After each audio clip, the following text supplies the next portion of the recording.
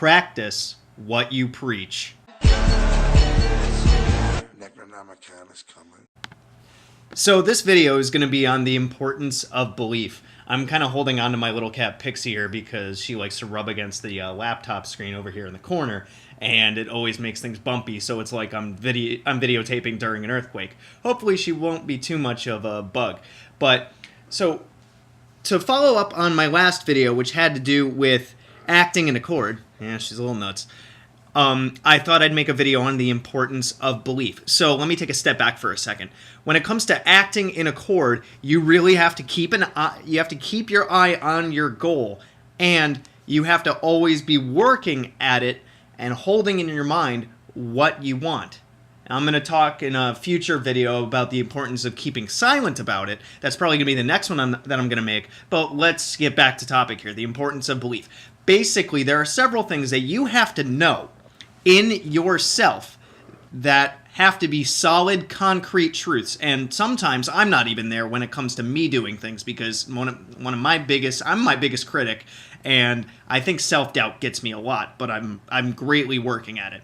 So basically, belief in the system that you are using, belief in the fact that whatever spell work you do is going to work, and also even a belief in whatever entities or deities you are working with. Think of it this way.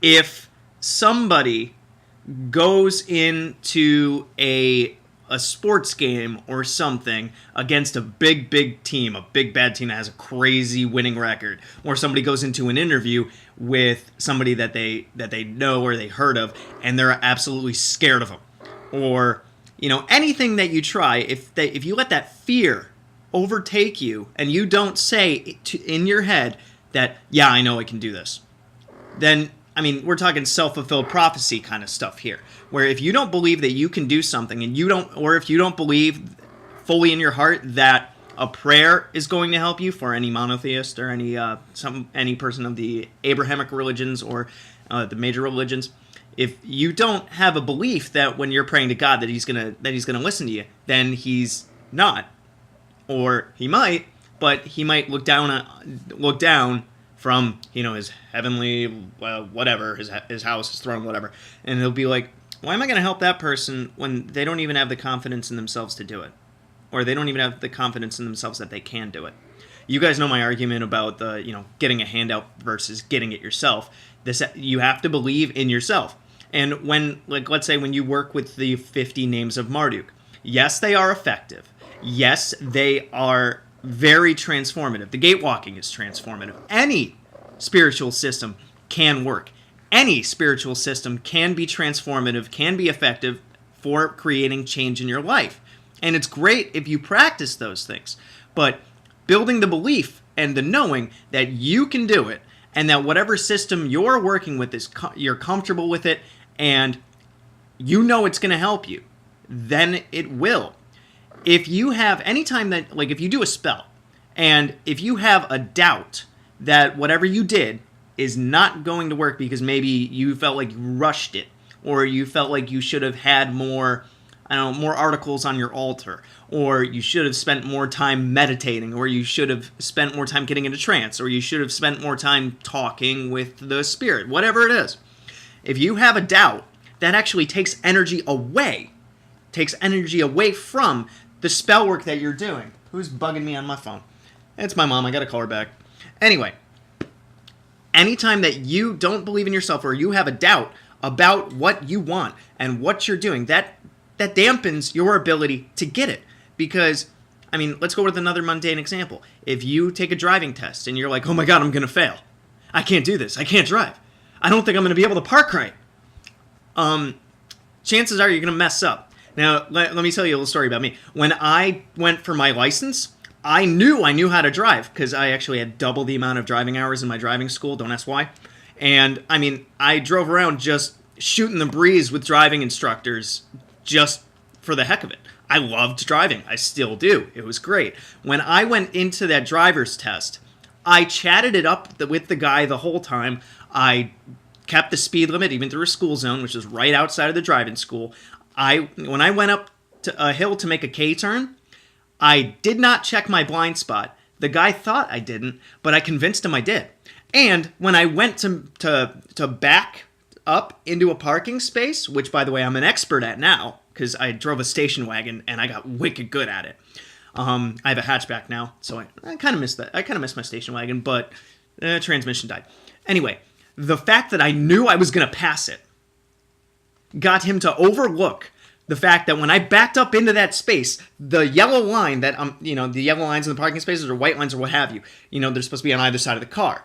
I was directly over one of the lines. So I was effectively in 2 parking spaces. Time to get out the chalk and write asshole parking on the ground. But anyway, the fact is that because in my head, I held the belief that when I get done with this test, I'm going to have my license. I got it. When I parked, the guy looked at me and he said, you're a good driver. You were just nervous. So here you go. And you passed. Boom. That's a perfect example right there. Now, back in that day, I wasn't a practitioner of Magick. I literally had no idea. Except for, this was when I was 18. So if you watch my experiences with Magick video, I did know about demonic entities. I performed in an exorcism, and I knew about Ouija boards, and I knew about tarot cards. I think I actually had a book on tarot, and I had a dragon tarot deck at that point. I still have that dragon tarot deck. It's upstairs. I'm trying to remember it. It's a very, very, very good deck. Anyway, so basically, believe in what you do. If you are going to summon a god, or an entity, you better believe that they exist. This is why a lot of spell work sometimes may take repetition, because the first time that you do something, you're not fully invested in it yet. You don't, anytime that you try something out, you're not sure if you're going to do good at it, that's fine. You're not sure if what you're going to do is going to pay off, that's fine. That's why you should repeat any spell work that you do. Like, if you finish a spell and you're like, I felt like I wasn't at my best there, go ahead and do it again. But I wouldn't do it again right after, because you still have that lingering feeling. Give it an hour, 2 hours, 3 hours, maybe a day, maybe even a week, just so you can kind of build up that momentum and that energy towards, I could do this, and I totally believe in my ability to do it, and I know that when I talk to so-and-so through my, give me some examples here, through my scrying mirror, through my pendulum, through the sigil, through channeling, through whatever. If you believe that it's going to work, then it is going to work. And there are some situations when things just kind of, they hit an end and you don't exactly get what you want. Then, in my perspective, that's a way of spirit, or whatever deities you worship, whatever you want to call the energy that's upstairs or around us or whatever, then whatever you were looking for or seeking or expecting to get isn't really in your path, and it wasn't really for you. There's probably something out there that you missed that could be even better, that you just haven't tried yet. Would you get off my laptop screen, Pixie? Come here. She's going a little nuts. Anyway, so I think I covered this pretty well when it came to believing in yourself, believing in the spell work that you do, believe in the methods that you want to use, and they will pay off. If you don't believe something, keep working with it and see if it becomes more confident in your mind. See if you begin to believe in it more. Some people work with a certain deity for a while and it doesn't pay off, and then they realize either that spirit doesn't want to work with them, that spirit doesn't want to talk to them, it doesn't resonate with them, so it doesn't want to help out, or maybe they realize that they don't resonate with that spirit, so they try something new, and then it eventually works. Try and find the system that works for you, whether it's one of the main religions, one of the many pagan paths, or it could even be one that you create. Regardless of what you believe, make it happen and really believe in it to where it becomes a part of you, because that is where you are going to get the most power. Hope this made sense. Check out all my other videos for further talks on the Necronomicon, magic, magical mechanics, and other things. I might even get into some other videos as I keep going here on different topics and things. Oh, hold on one second. My phone was having an alarm. Along with believing in your ability to do things, I will say this. When I started writing this manuscript, like I said, I thought it was going to be a workbook for me. I never thought I was going to do anything that was going to reach the public or whatever. I never thought I was going to be making these YouTube videos. But as I grew and grew and grew and grew, I was like, oh, I'll try this. And you guys can tell from my previous videos, I might have a nervous tick of clearing my throat a lot. I used to read off of a script for the first, I think 5 videos or so. And I'm a lot better at it now because I believed in myself and I kept going at it. And one of my biggest accomplishments that I do got to say is I printed my manuscript. This is essentially a final draft other than some extra art that is going to go inside, which the cover artist is that did this is going to help me with. And I'm going to be butchering this and editing it and seeing what final touches I can make on it. And then I'm going to release it.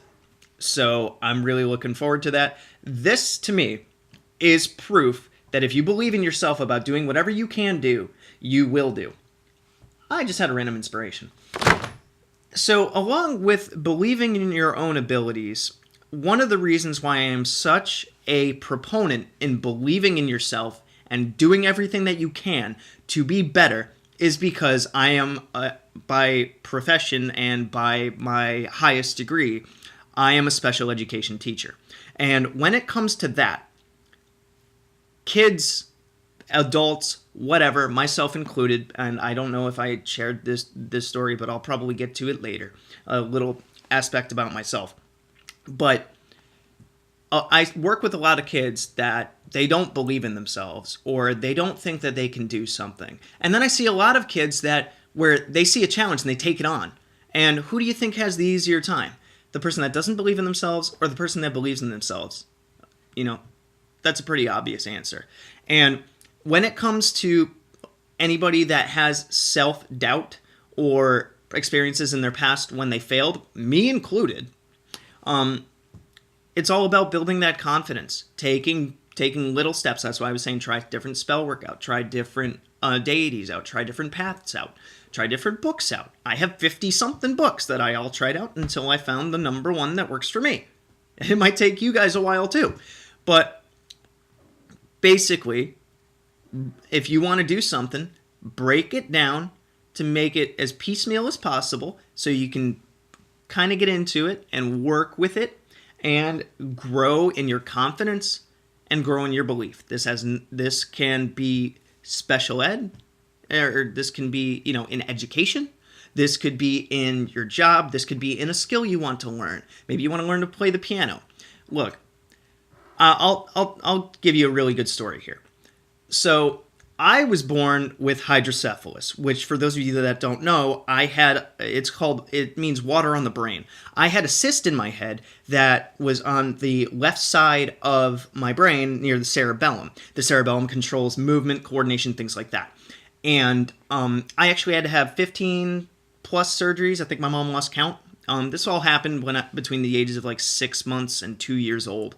And growing up, I kind of always felt like I was different. I'm predominantly left-handed, and I always had difficulty with coordination and literally feeling, on my right side.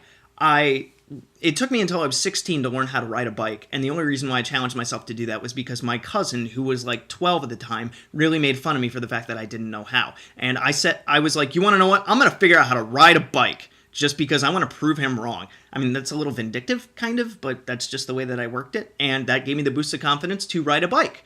And my fiance and I ride our bikes around all the time. I